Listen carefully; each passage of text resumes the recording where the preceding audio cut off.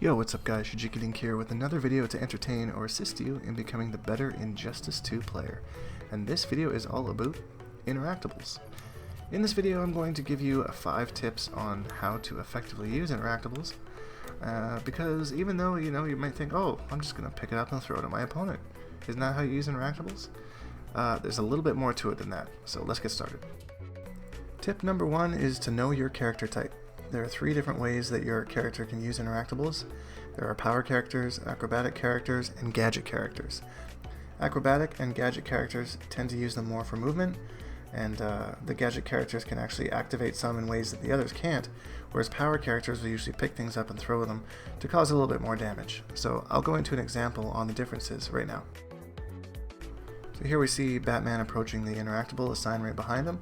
Because he is an acrobatic or a gadget character, he's going to use it to jump off of. Use it for meter, and he can use it multiple times whenever he's around it. And here we see Supergirl about to approach the same Interactable, but she picks it up and she throws it because she's a power character and not an acrobatic character. There's a strategy to this, and I'm going to go into it in a further tip down the road, but let's get into tip number 2 for now. Tip number 2 is use Background Interactables to extend combos. You may find yourself in a situation where you have no meter, and maybe your character relies on meter for a launcher. You can replace this with the Background Interactable to start a combo like you see here, without using any meter at all. The trick is finding out which strings your character use that link into the Interactable, because not every single one works. So that'll take a little bit of labbing time, but it's well worth it to get more damage and bigger combos. Tip number 3 is meter burn an Interactable for a hit of armor. We all need help every now and then, so if you have a bar of meter, you can use it to obtain 1 hit of armor on an Interactable. This can allow you to create space, counter zone, or most importantly, get out of the corner if someone's pressuring you and you're feeling very overwhelmed. Tip number 4, strategize around Interactables. Going back to tip number 1, if we see Batman using this to jump out, and we're trying to play a keep away game, that can be very annoying. He keeps jumping out to get away, and coming back into us. We just want to keep him away, man, and we don't want Batman anywhere near us. So as a power character, we're going to throw that Interactable, and now Batman can no longer use it, and that makes our keep away game stronger. Keep that in mind. Not only power characters can get rid of them, gadget characters can blow up Interactables as well, depending on the Interactables and the character. It's all about learning which Interactables to use when, where, and how, and interacting with them in the correct way. And the last and final tip is they are unclashable.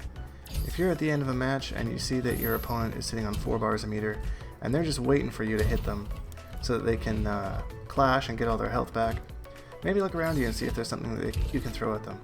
Although Interactables are blockable for the most part, there seems to be one so far I think that I've found that actually isn't blockable. But as long as it hits them, if you make a good read and play patient, then you're going to win the match.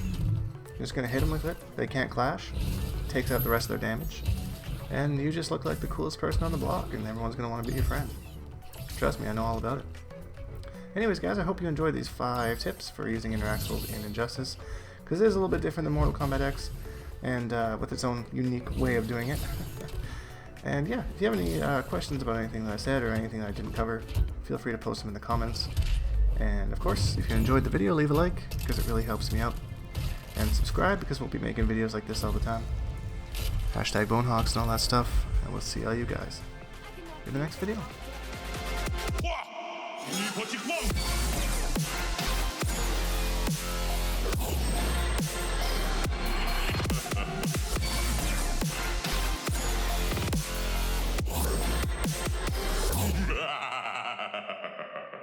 Accept your death.